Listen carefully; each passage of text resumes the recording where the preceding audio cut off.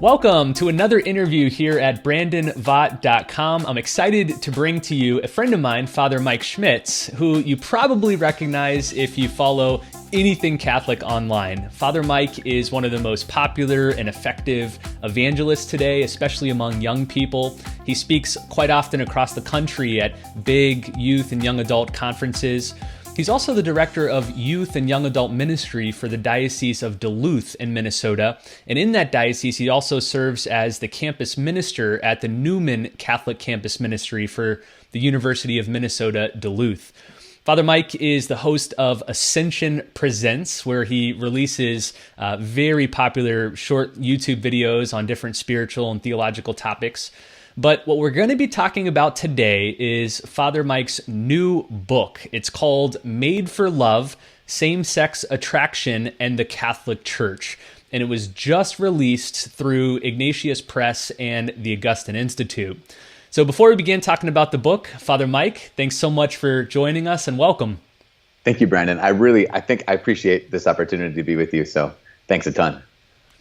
Well, first of all, this book is amazing. I've been telling everyone that I can about it. I think it's the number one go-to book on Catholicism and same-sex attraction. I think it's certainly the first book that you would want to give to a same-sex attracted person who's also trying to be a faithful Catholic. But before we get into the content of the book itself, let me first ask, why this book? I mean, what provoked you to write on this subject? How did it come about? Yeah. Well, hey, thank you for reading it, and thank you for that. It's funny because ever since I was relatively young, I would say maybe teenage years, for sure college, but teenage years, I had this awareness that there were some people in my life that I always wondered, like, I wonder if this person could experience same-sex attraction. I wonder if this person, and so. There was that experience of having this question of, okay, there's people I love, and I think that this might be a reality in their life, and then saying, okay, well, how would I explain? As a Catholic, how would I give any kind of explanation of the Church's teachings, or here's why, or here's what you can do? How would I reach out? And so this is actually, it started from the heart. And so it's kind of interesting because I think a lot of times people will, if they know that I've spoken on this topic, or if they've now written on the topic, they would immediately think, okay, you don't even know anybody who experiences this. Like, how many people do you? And I'm like, well, actually, the reason I even care about this started 25 years ago when I was like, man, I want to be able to be in this person's life. So I need to know their heart. I need to know what God's heart is on this topic. And I really need to know how to explain this because at that moment, I was like, I don't know. I don't know how would I explain this? And so the book comes out of all of that. Actually, there's an intermediate step along the way. The intermediate step was then I was ordained a priest, and I had been working in the role that I have now as being a on-campus chaplain, as well as the director of youth ministry for our diocese. And what I saw was there were a ton of really faithful young adults or youth. They had encountered the Lord. They knew the truth of the Eucharist. They knew the truth of the church. But then something would happen when they would run up against this issue that they would just say, they pull the chute and be like, yeah, I'm out. I'm done. Because there was this, I think probably a misrepresentation of what the church's real teaching and real heart is, not just the mind, but what's the heart of the church on this when it comes to people who have this is their experience. And I found so many of them saying like, okay, I'm done, that it was, I don't even know how long ago it was now, but I was asked to go give a presentation at the NET Center. NET stands for the National Evangelization Team down in St. Paul. And they said, Father Mike, what do you want to speak on to these, 1,500, 2,000 kids? I said, this is the thing. This is what's been on my heart. We're losing so many really amazing, faithful young people to this issue because I don't think there's an understanding. So I gave a talk. That talk became a CD through Lighthouse, and it's called From Love, By Love, For Love. So then Ignatius saw it and said, you know what, can you make a book out of this talk? And they convinced me that it was no problem and super easy to do, which I found out is not true. But but I was like, actually, I deferred maybe 2 or 3 times. I said, I don't know. I mean, there's a talk there, but I don't know if I'm the person. I don't know if I'm the right person to write this. And they're relatively persistent, and I'm grateful that I did now. But yeah, that's kind of the genesis of the whole deal.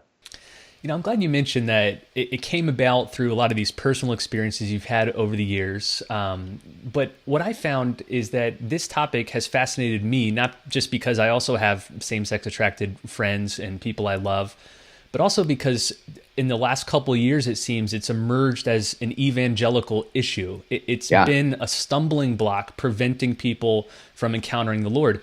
It's often presented as a purely moral issue, that we need to get people behaving the right way, otherwise their souls may be in jeopardy. And that's true. I care deeply about the moral dimension, but I care almost as much about the evangelistic dimension, that this seems to be a major obstacle keeping people from following the Lord. Have you experienced absolutely. the same thing? The fact that you just framed it that way, absolutely. So even like when I find myself speaking on this topic, or having conversations, or writing a book on the topic, it's all about what I see is I don't know if it's our culture or someone's experience has made this into an obstacle to following Jesus.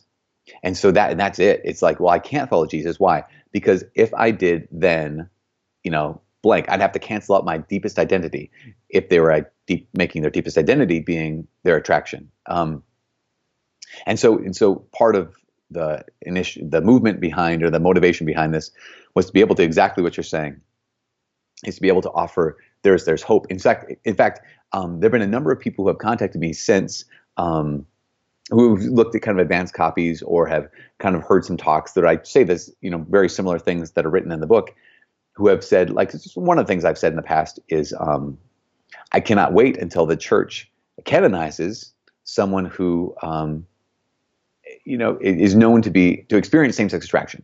Now, I have to always clarify what I mean by all those things, like that, no, they didn't act on it. They were chaste and whatnot.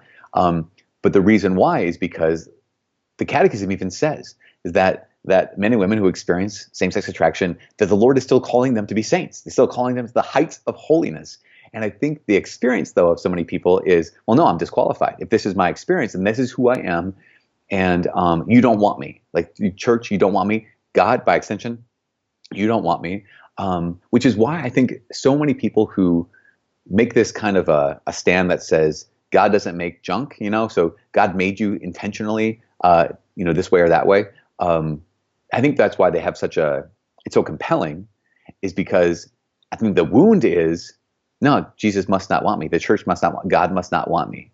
And so when you have someone come along and say, no, actually, God made you on purpose, with this attraction, then on one hand, it's good because it hopefully heals some of the heart wound. On the other hand, it's bad because it's theologically wrong, or incorrect. But that's what I find is so often, someone says, this experience of mine, A, is my identity, and so therefore B, I must not be wanted by God or by his church.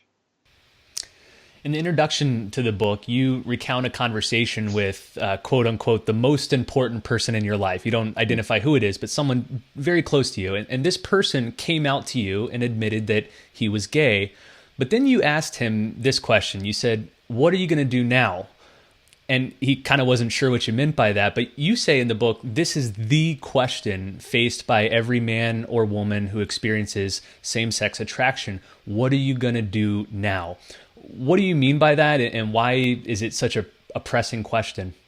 Yeah, and that's a great question of yours about this question. There's a chapter in the book about acceptance and the virtue of acceptance. And what I mean by the virtue of acceptance is something I got from Father Romano Guardini. That's it, Father Romano Guardini. He wrote about that any growth in the spiritual life begins, or every spiritual growth in the spiritual life begins by first accepting the reality of your present situation, or even accepting the reality of your past, of your story, of what brought you to your present situation. Because he says, until that moment, I can approach the Lord, but I'm not approaching the Lord as me.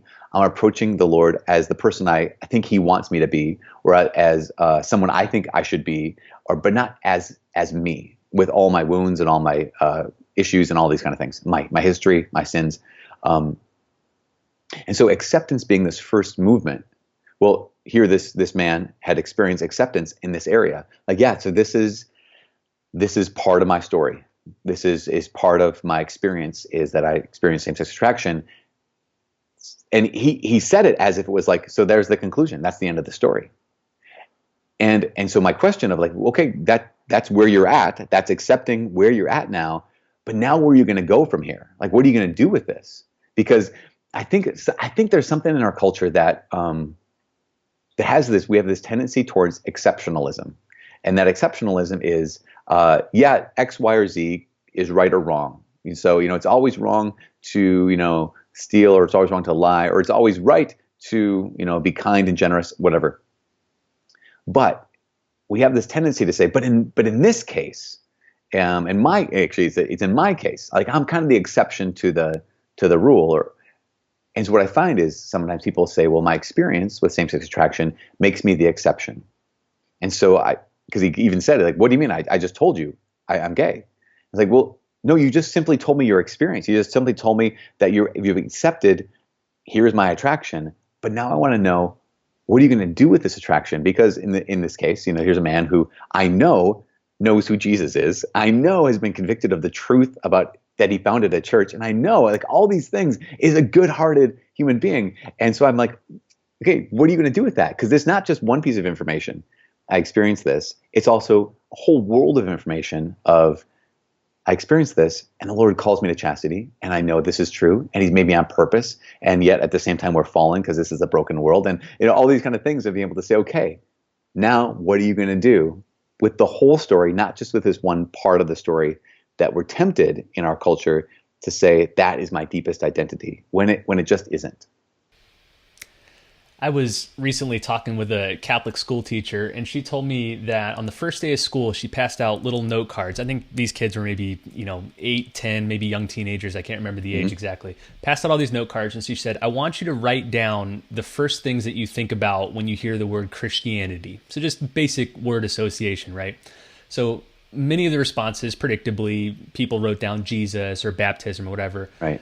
She said the two most common responses were anti-abortion and anti-gay. And she said one kid wrote both of those, anti-abortion, anti-gay, and that's it. That's all he wrote down. And she asked him, why only those two? And he said, I couldn't think of anything else when I thought of the word Christianity, which, I mean, is just heartbreaking for people like you and I. But I think this is the common cultural view of especially the Catholic Church, but Christianity in general, that Catholicism is anti-gay, that it's judgmental, that it condemns gay people, it wishes they don't exist. We hear all of these accusations regularly. What do we do with that? How would you begin to respond to some of these sentiments? Yeah, that's a great question, because I think because there is this kind of the air you breathe kind of a, like it's the assumption, it's the everyone knows that fill in the blank syndrome. Like, well, everyone knows that the church is anti whatever. Everyone knows the church hates gays, and then you all of a sudden I didn't finish kind of the earlier I didn't finish the story about having in the book this section of, or part of trying to say, I'm looking forward to the first canonized saint who experienced same-sex attraction. And I've had numerous people come up and say, when you said that, I was like, I'm going to be that one. I'm going to be the saint. Like, I'm going to be the one who gives their entire life for Jesus and lives my entire life for Jesus. So much so, but I'm not going to act on this attraction, but I am going to act on the call of Jesus. And so one of the things what's going to happen, and I know what's going to happen, is more and more men and women who experience same-sex attraction, but who are faithful Catholics, will recognize a call. And this has to be super prudential. This has to be like very personal and very careful. Will more and more identify themselves as someone who experiences same-sex attraction, but someone who's also choosing Jesus and chastity. When we have that, what we'll see is, oh wait, so they still have a place? Of course they have a place. And that sense of one of the working titles for the book was, "It is good that you exist." That was going to be like the title, but that's a little bit cumbersome coming out of the mouth. And so but one of the messages of the book is, it's good that you exist. there is so much, it's about speaking with so many people who experience same-sex attraction. There's so much hurt. There's so much brokenness, and doesn't even necessarily come from people in their lives pointing a finger and accusing them. Maybe no one's ever said anything negatively to them about sexual identity or sexual experience, but there's a lot of interior guilt, or not even guilt. There's a lot of interior shame or self-accusation that says, I'm less than, I'm a mistake, I wish I was never born. And I've talked to so many people who they say, at some point in their life, that's what they were saying. Because I want to follow Jesus, but look, here's what I'm at. And it's to those people who have such good hearts and such hurt in their past to be able to say, no. Actually, the church says it is good that you exist, and we want you. Because if the church truly is not only the body of Christ, but also the family of God, which is was used a ton during the Second Vatican Council. If the church truly is the family of God, that means it has to be like a real family, which means that we have a ton of good and we have a bunch of bad. We have weeds and wheat, and we have people who are in process. And I just think that's such a huge thing to be able to recognize that, well, all of us, I guess, are in process. And to say to someone, okay, let's keep walking with you then. You're still invited to dinner. You're still invited to share our life together. And again, I'm kind of waxing poetic a little bit, or not that. Maybe I'm rambling. That's the word. The fancy way to say it is waxing poetic. But I think that one of the messages we need to reveal to the world is not a giant no, and is not this kind of like rejection. That's one of the reasons why there are some people out there who have spoken or written from a kind of Catholic perspective, who've said we need to build bridges and we need to do this. Because why? Because they've encountered a lot of people who say all the Catholic Church says is no. And I think the true message of the Catholic Church is the message of Jesus, which is, no, come follow me. I want you. Like, I'm actually after you. And ultimately, that it is good you exist. Please be mine. One thing I love about your book, and it's a little different than a lot of other recent books coming out on faith and homosexuality, is that you do have a lot of the theory and the abstract, pondering, but there's a really, really practical section at the back of the book, which is just a question and answer session. And you quickly, but substantially go through some of these very common questions. We've all heard them. We've all asked. We're all wondering what to do, how to answer them. But you tackle a bunch of them. And so I was hoping here for the next few questions here, we could go through some of these common questions that I know people are asking. Okay, so first up, what do you do if a loved one comes out to you as gay or lesbian? They have this conversation you had with the most important person in your life, maybe whether it's expected or unexpected, they just tell you, this is something that's part of my life, that is maybe even part of my identity. What do you say? What's the first move for you? Yeah, I would say that in that kind of situation, this person has just entrusted you with something that is very, very dear, is very precious. When I say precious, I mean it's close to their heart. One way to say it might be they've just entrusted you with a very, very important piece of their heart, important piece of their story. And so they now share this. What would your response be if someone handed you something that you realized was very important, very precious, very valuable, but also very fragile? Because at that moment, what someone's oftentimes doing is they're presenting themselves. It's not just, here's some information about me. By the way, I'm also was born in December and I like long walks on the beach. It's something very important. And I've just entrusted this to you. And your response now is going to be either, it's going to be ingrained in my heart, in my mind, in my memory. Is that response one of love, or is that response one of rejection? Because there are so many people, men and women, who have come out to family members, to friends, and the immediate thing was what they received, at least what they were perceived was rejection, was disgust. Now, what it might have actually been was concern. It might have been fear. It might have been not knowing what to do. And I've talked to a lot of people on the other end, who received that news, like, I don't know what to do. And so they panic. but I talk to people have awful stories of being kicked out of their homes or of being kicked out of their families. The parents tell their siblings, don't talk to so-and-so ever again. And that's not the right. So what is the right? The right is I acknowledge the fact this is valuable information that comes right from your heart. And you've just done me the honor of sharing a part of your heart with me. So at this moment, you probably don't need me to give any kind of lesson, probably don't need me to say anything with regard to, but the church teaches, I think at this moment, you just need me to see you. And that's one of the things is, I remember talking to a man who said, that growing up, being surrounded by a loving family, going to youth group, being in a church that really loved him and cared about him, and even being a really talented, skilled, like a young man that people just liked a lot, but he would cry, he'd weep, and tell his mom, and mom would be like, "What are you talking about? Like, what is going on? Like, everyone loves you." And he would say, "But if they really knew me, they wouldn't." And this is this like heartbreaking moment that I think so many people who experience same-sex attraction have gone through. It's this, everything on the surface can be, I can be successful, and people can like me, people can know me, and whatever, these kind of things.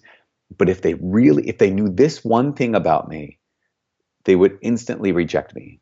Yeah, I know you love me now, but if you knew this, you wouldn't love me anymore. And so knowing that, what's my response? My response is going to be, oh, I need to remind you in this moment, you now just shared this valuable and possibly fragile thing with me. I need you to know that has not changed my love for you. I think that's one of the most important parts right away. Here's another quick question from your book. What if somebody comes to you and they say, I'm gay, this is part of my identity, this is who I am, and if you don't embrace this homosexual identity, then you don't really love me because this is who I am. What do you say to that? That's a really good question, because what's happening, where it comes from is that connection between my attraction and my deepest identity. Because of that, we're almost kind of put in a little bit of a bind. That bind being then I have to say, I see your deepest identity as this attraction as well.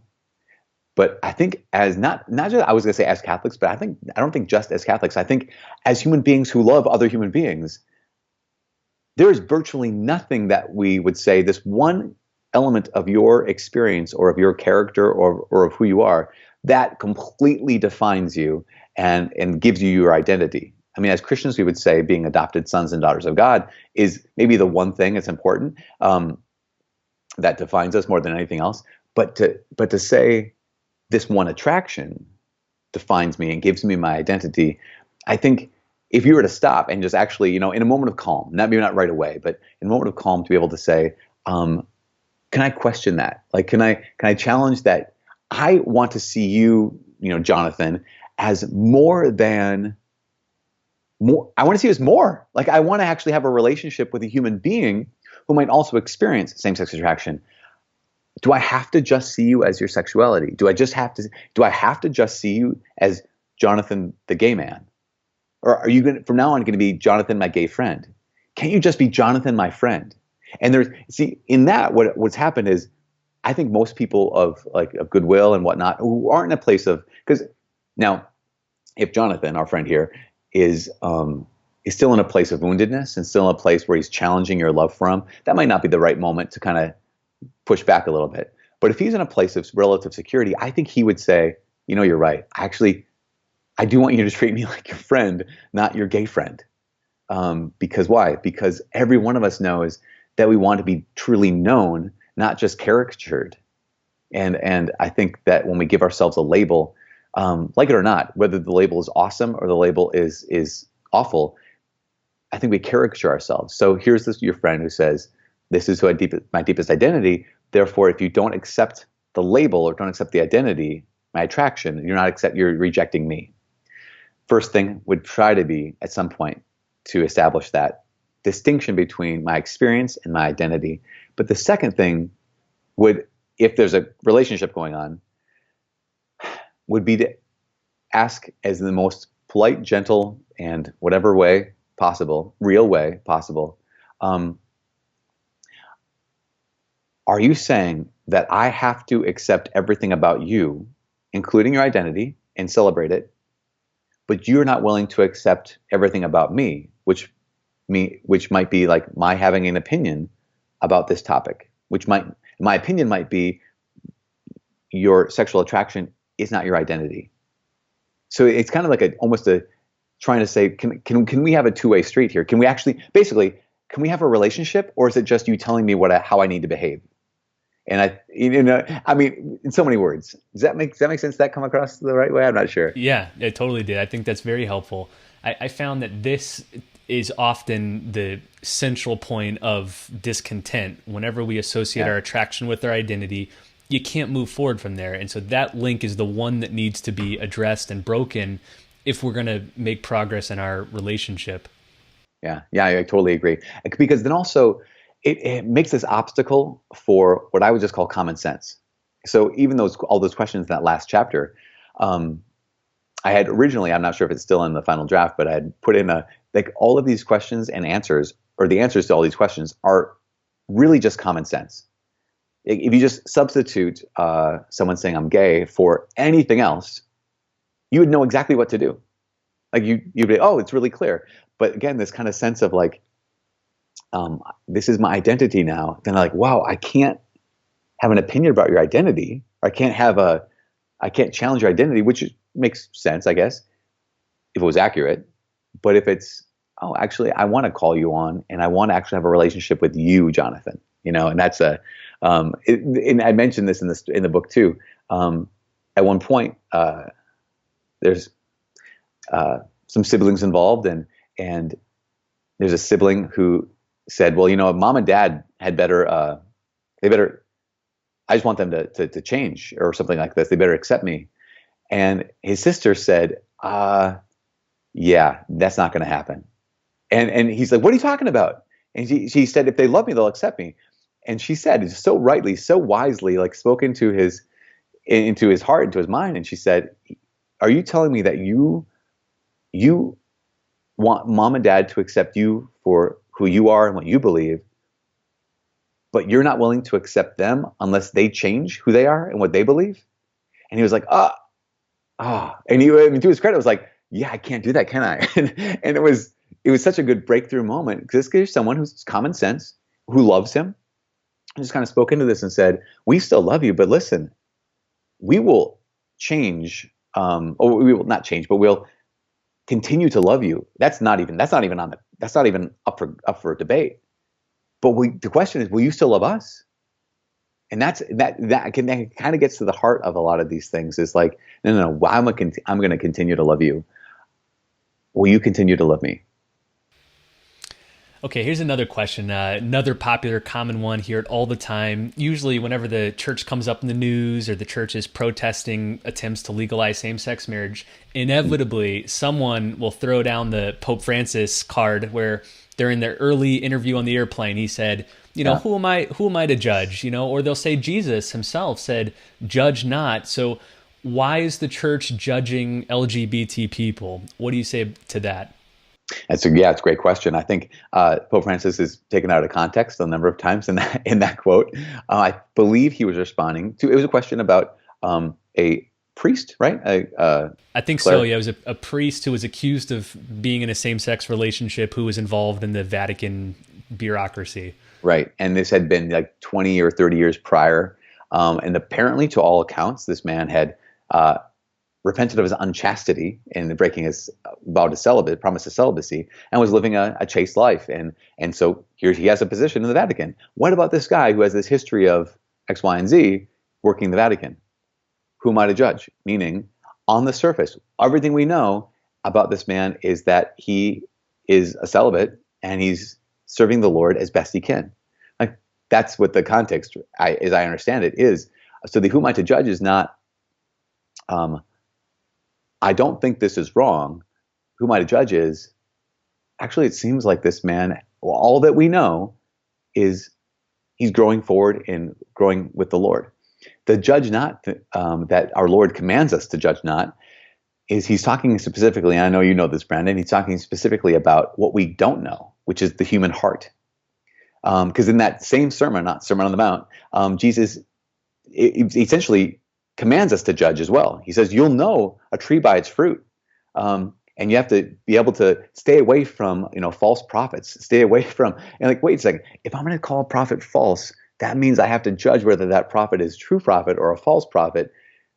What's the difference? The difference is we can only judge what we know. And I can never judge what I don't know. So what I can know, what I can see is okay, these are some actions this person is taking, and those are actions that are inconsistent with the Lord's teaching or the church's teaching. Okay, so I can judge that this is a life that's not living in consistency with following after the Lord. What I can't judge is what I don't know, which is the heart of that person. And I think every single one of us, when we're really honest with ourselves, we recognize that there's a radical difference, and we see it really clearly, I think. And I think it's really easy to see in other areas. Yeah, I totally agree. Let's wrap up here with a final question, maybe a few closing words. Let me put you in this hypothetical scenario. So imagine you're sitting face to face with a same-sex attracted person who is also trying to be faithful to Jesus and the church, and you just have a couple minutes with them. Maybe they've just revealed to you that they have a same-sex attraction. So what guiding words would you offer them? Yeah, this happens to me on a regular basis. And it's one of the first things I do is I want to encourage. I sometimes wish my name was Barnabas because what a gift in the New Testament to Paul. Barnabas must have been his name, means son of encouragement. Because I want to encourage that A, it's good that you exist. B, this is amazing that the Lord has placed his love and a love for him in your heart. Like, don't brush by that. That's not a small thing. That is a gift it's a miracle that you recognize and are responding to God's love in your life. And you want to, like, what do I do? How would I take these next steps? Where am I supposed to go? So that first affirmation, good that you exist. Secondly, this encouragement of like pointing out that this is God working in your life. That third thing is, so I would like to do, what I do is then ask them the question, like, what do you think? Or where are you at? Is there anything you want to share with me about this? Because I could have, how frustrating it is when someone answers a question that you didn't ask. And so I could give all this advice about here's what you should do next. But the real thing is, okay, so I want to affirm you. I want to encourage you to continue following the Lord.